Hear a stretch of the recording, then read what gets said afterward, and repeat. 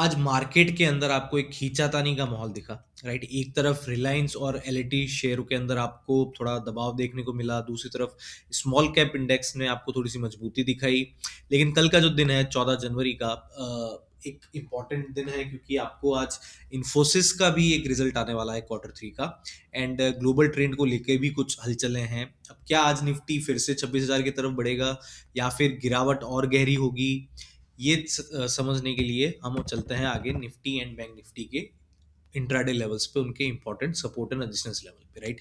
तो पूरा ये सपोर्ट रेजिस्टेंस डिस्कस करने से पहले अगर किसी को ये वीडियो अच्छा लगे, राइट, तो वीडियो को लाइक कर देना, शेयर कर देना, चैनल को सब्सक्राइब कर देना एंड बेल आइकन जरूर दबा देना, ताकि मैं जो भी वीडियोस डालता हूँ उसकी नोटिफिकेशन आपको टाइमली मैनर पे मिलती रहे। तो अगर हम कल के मार्केट की बात करें निफ्टी 50 की, तो लगभग 60 पॉइंट की आपको गिरावट देखने को मिली। उस पे 60 पॉइंट नीचे बंद हुआ ये अराउंड 25,730 के आसपास। एंड एफआईआईज ने लगभग 1500 करोड़ की सेलिंग की है। बट आपको साइमल्टेनियसली डीआईएस की तरफ से एक सपोर्ट मिला, राइट?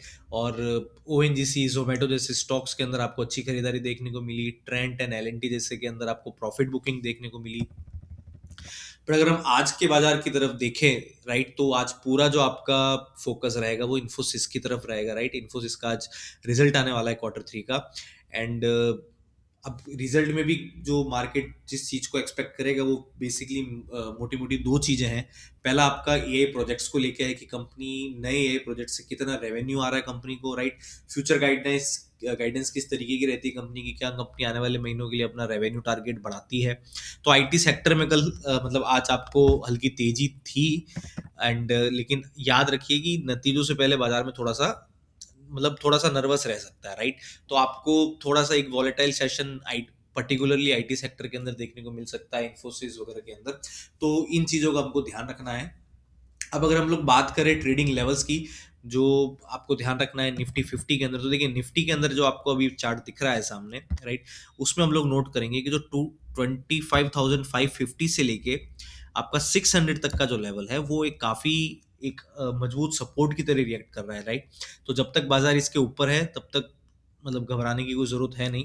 एंड ऊपर की तरफ पहला जो आपके लिए रेजिस्टेंस है निफ्टी के अंदर वो आपका है 25,900 का लेवल, जो जहां से आपको आज गैप अप होने के बाद एक प्रॉफिट बुकिंग भी देखने को मिली थी, राइट? तो ये आपका पहला रेजिस्टेंस है। अगर ये वाला क्रॉस हो जाता है, 25,900 का लेवल निफ्टी क्रॉस करता है, तो फिर आपको 26,000 के लेवल का भी रास्ता आपके लिए ओपन हो जाएगा, राइट? तो हमारे लिए इंपॉर्टेंट क्या रहेगा कि अगर मार्केट सपोज इधर आता है 25,500 25,600 के आसपास आता है, तो यहाँ से एक आपको सपोर्ट जोन मिलेगा, यहाँ से सपोर्ट मिलेगा आपको। एंड अगेन ऊपर की तरफ अगर 25,900 के आसपास जाता है तो वहां से आपको प्रॉफिट बुकिंग देखने को मिल सकती है। तो आप इसको एक रेंज मान के चलिए, नीचे की तरफ 25,500 25,600 हो गया, ऊपर की तरफ 25,900 हो गया, राइट? ये एक थोड़ी सी एक रेंज बन चुकी है आपकी लगभग 350 400 पॉइंट की। एंड अगर 26,000 का लेवल निफ्टी क्रॉस करता है तभी आपको वापस से एक फ्रेश मोमेंटम ऊपर की तरफ बिल्टअप आपको देखने को मिलेगा, राइट? अगर हम लोग बात करते हैं बैंक निफ्टी की, राइट, तो बैंक निफ्टी अगर हम लोग बात करें तो बैंक निफ्टी देखिए निफ्टी के मुकाबले ठीक है थोड़ा सा मजबूत था। इसमें मतलब जो अभी आपके लिए सबसे इंपॉर्टेंट लेवल है, सपोर्ट लेवल है, वो 59,200 का आ रहा है, क्योंकि इसने इसी को अभी तक सपोर्ट मान के चला है, इसी को इसने थोड़ा सा रेस्पेक्ट भी किया है, राइट? एंड ऊपर की तरफ अगर लेवल की बात करें तो 59,900 के अगर ऊपर निकलता है बैंक निफ्टी, तो आपको एक बड़ी शॉर्ट कवरिंग निफ्टी के अंदर बैंक निफ्टी के अंदर देखने को मिल सकती है। एंड वो आपको फिर 60,000 के लेवल और उसके ऊपर की तरफ 60,300 60,500 के लेवल पे आपको लेके जा सकती है, राइट? तो इंपॉर्टेंट आपके लिए क्या है, नीचे की तरफ सपोर्ट है आपका 59,200 का बैंक निफ्टी के अंदर सपोर्ट है। एंड ऊपर की तरफ रेजिस्टेंस की बात करें तो 59,900 का है। तो अब ये एक रेंज बन चुकी है आपकी बैंक निफ्टी में भी, राइट?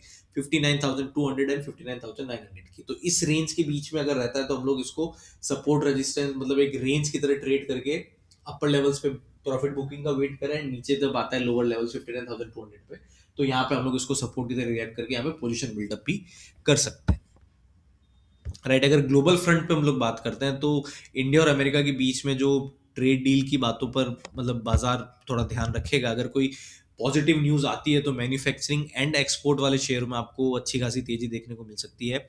एंड अगर डॉलर की बात करें, रुपए की बात करें, तो मैं आपको चार्ट दिखाता हूँ यहाँ पे। और ये अगर हम लोग चार्ट देखें यूएसडी आईएनआर का,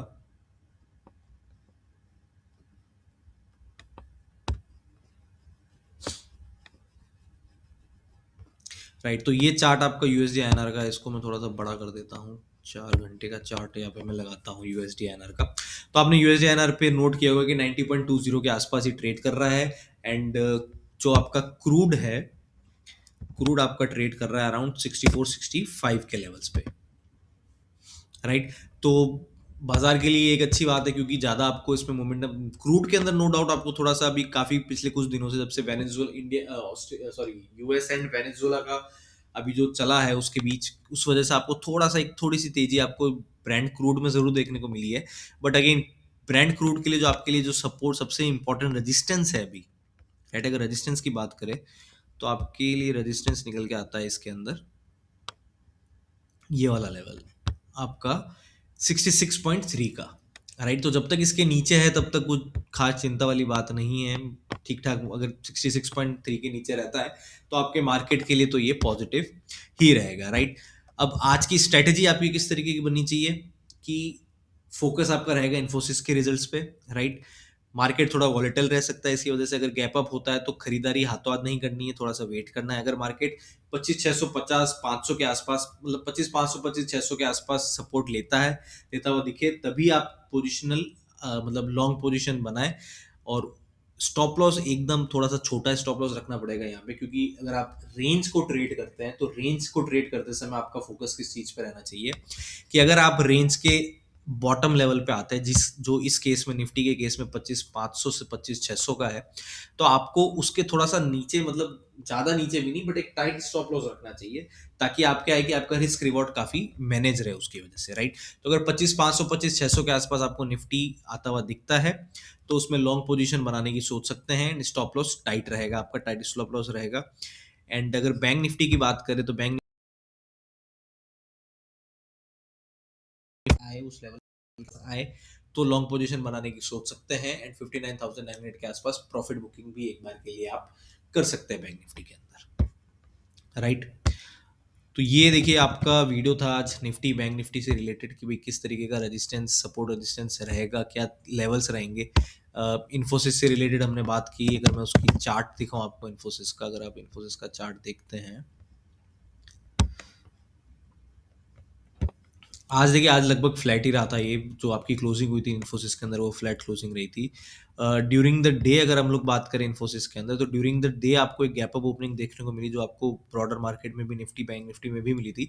बट उसके बाद पहले 10-15 मिनट के अंदर इसने जितना मूव दिखाया था उतना ही दिखाया था। उसके बाद आपको एक बहुत ही शांत सेशन देखने को मिला। एंड टूवर्ड्स दी एंड आपको बहुत थोड़ी सी आपको ऊपर की तरफ मूव देखने को मिली है, राइट।